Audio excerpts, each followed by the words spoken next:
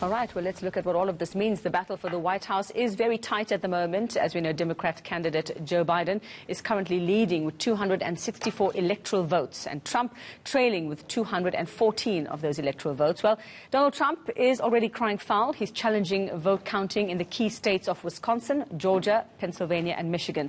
Let's discuss this now with political analyst Daniel Silke. Daniel, good morning. Thanks so much for your time. And like we said, always dramatic in the U.S. Elections there. They never fail to entertain, if nothing else. Joe Biden in this early lead. Who's your money on? Do you think it's going to hold? Yeah, it's political theatre of the first degree. Look, I think it's easier for Joe Biden in terms of the path to the 270 electoral college votes as we chat right now. In other words, Biden has to really just win Pennsylvania if he can.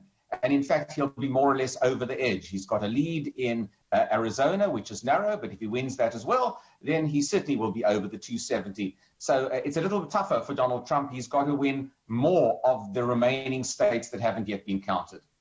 What are the possibilities, though, that, we might be in for a surprise? I mean, the U.S. has surprised us before. They did with the actual election of Donald Trump the first time around. So if you were to guess, and judging by the states that are left to be finalized, do you think that it might come very close, or Donald Trump stands a chance at some point?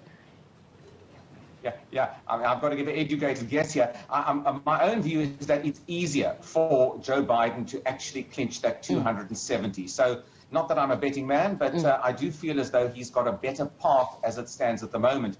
It is likely, though, as we saw in 2016, that if Biden does manage to clinch this, he's going to clinch it by the same very tight margin that Donald Trump clinched victory back in 2016. Really a reversal of fortunes with very similar proportions of support differing the two candidates, which really just shows that it's only a few voters that might have swung here and there, a very almost static, frozen American political system, which remains very polarized. If Trump does get to the courts, if he does get that far, Daniel, I mean, what are his chances? He's obviously not going to let this go if Biden beats him, to put it simply. Do you think he's actually, he stands a chance? He has a fight. As far as we know, he's long tried to undermine the voting system in the U.S. as well. What are his chances of using that to really contest this and get what he wants? Look, I think there may well be some legal challenges. We've seen him already file some in Pennsylvania, and it possibly could be in Georgia and elsewhere. Again, if Biden manages to capture quite a few of these last remaining states, it's going to be more difficult for Trump to maintain a consolidated amount of cases in all of the states in question. So even if there were some legal challenges in specific counties and states, these may be fairly limited. They might not affect that many votes. And it's indeed possible that if the final few states fall to Biden, albeit closely, even with legal challenges, there won't be enough leeway for Trump to really reverse the decision. But clearly the process can be legitimized. There is a danger, of course, during this time period that protests, street movements appear on both sides of the political equation, for that matter, which undermine faith in American democracy broadly. And that will be something that has to be managed very, very carefully to avoid permanent damage over the next few days and weeks. And it has raised these questions for everybody else, I suppose, over the fairness of the U.S. voting system. What do you see as the problems, if you actually think there are problems with their system over there?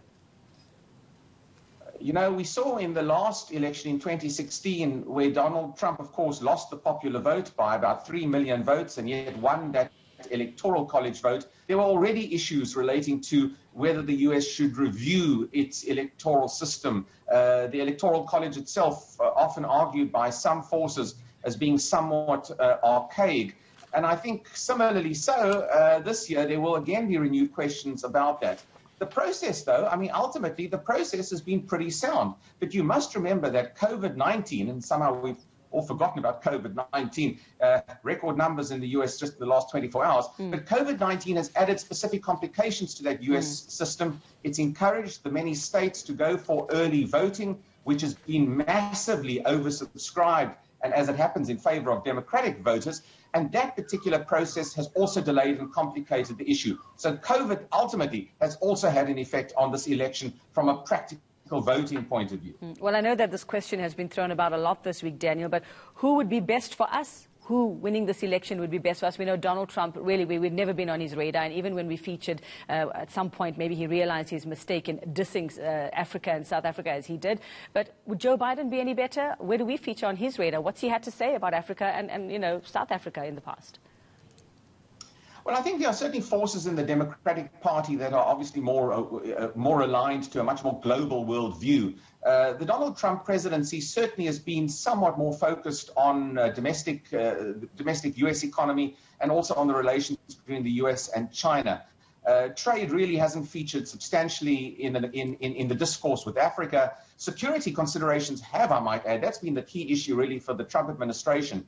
Past Republican administrations haven't necessarily been bad for Africa, but I would sort of venture to speculate that from a more expansive foreign policy, which I would assume Biden would propose if he wins, Africa will perhaps be more drawn into the broader trade negotiations with the United States and will be regarded more as a partner as opposed to be some sort of external continent on the periphery of American interests. Right, Daniel Silke, thank you so much for that. We'll await this outcome. I mean, I think we're looking forward to this one more than we do our own elections at some point.